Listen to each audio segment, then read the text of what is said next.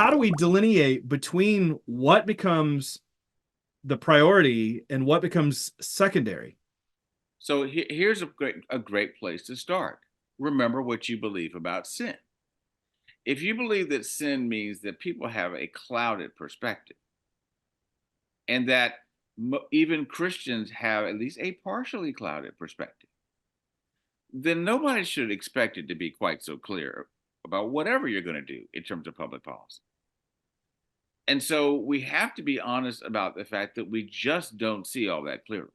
We may know certain truths and we may know certain things that we ought to do, but then when we think about how you're going to build a good society, then I think we get into the complications about um, the assumptions that, oh, if this person's just made alive by God and then we put them in place to be an office holder, they're going to do a good job just because they seem to be a quality Christian person. It's like, yeah, but they don't know anything about politics. Why are you expecting them to just miraculously know what to do? And why are you expecting them to know what good public policy is? They may have good intentions, but do they know exactly how you build a policy, how you implement a policy? If you don't know any of that, then you may have all the greatest intentions in the world, but you may be a wreck in terms of what you actually do in terms of political life. So there has to be a formation about how to learn to do how to learn to do politics, and I mean in the best sense of the word, how to do it, in one's culture. And of course, depending upon where you are in the world, that will be complicated. How much you're able to do will vary. The Christian in North Korea can't do anything near what the Christian in the United States can do, and the Christian in other democracies, depending upon what kind of world it is, that you may have less possibilities. You may feel more like an exile, even though you may have a vote. You still may feel experientially like you're in exile because of what is happening in the culture. And then in some other places, you have the opportunity where you're really being invited as a citizen to contribute what you think to saying, hey, here's why we need more playgrounds. Here's why we need more sidewalks. Here's why we need to change the cycle of paving and repaving streets, whatever it is.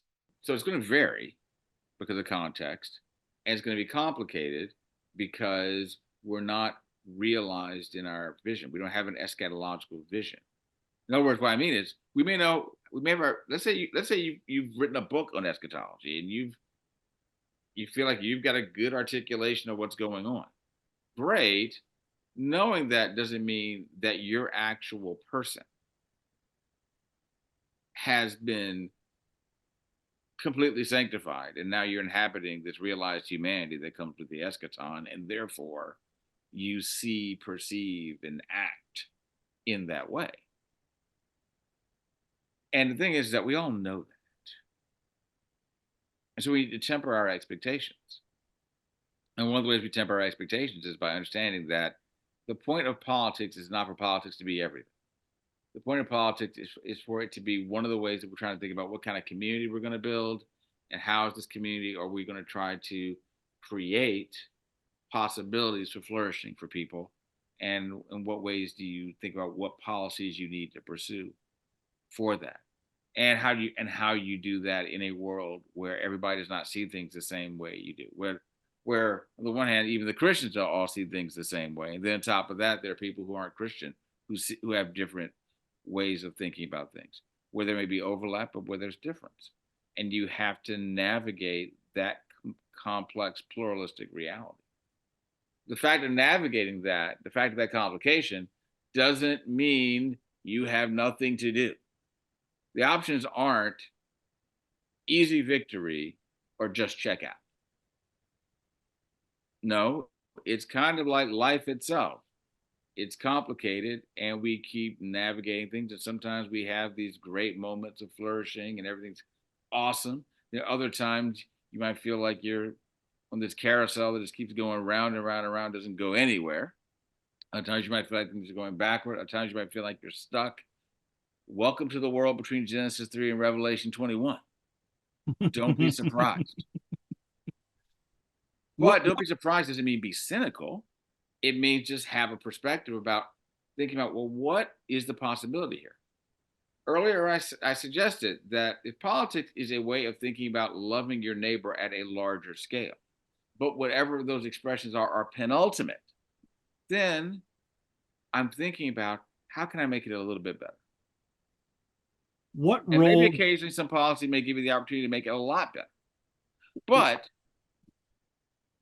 it's always going to be in a context where whatever is done, even if it's the greatest public policy, it's the greatest public policy in a world of broken people, what in a what world of people with messed up perspectives or different perspectives.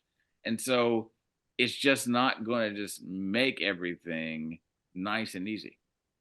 what role then does the term that you employed was cruciform transformation? Yeah, yeah. Well, the point about that is understanding that however we are going forward, we're going forward in a world where you might really feel more of the resistance, more of the inertia. You might feel pain, you might feel hostility. Mm. And the thing is no Christian reading the Bible should be surprised about getting hostility from a world that is not completely God's kingdom.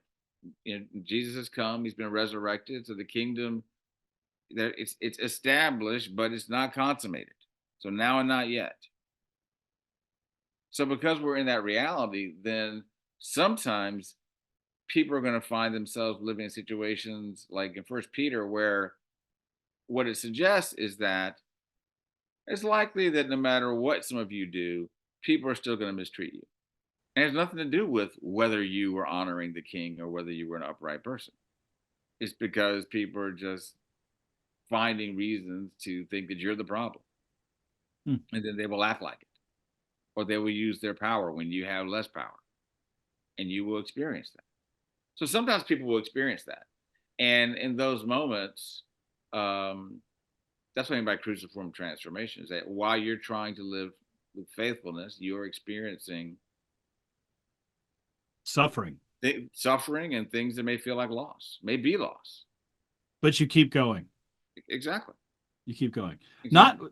but not willing to go necessarily to the lowest common denominator. No, because I think you take everything on a case by case basis. What are the ways that we are trying to seek a society that is seeking the flourishing not just of people like myself, but of all people, and Mm. even people who might not think that what I think is flourishing is flourishing.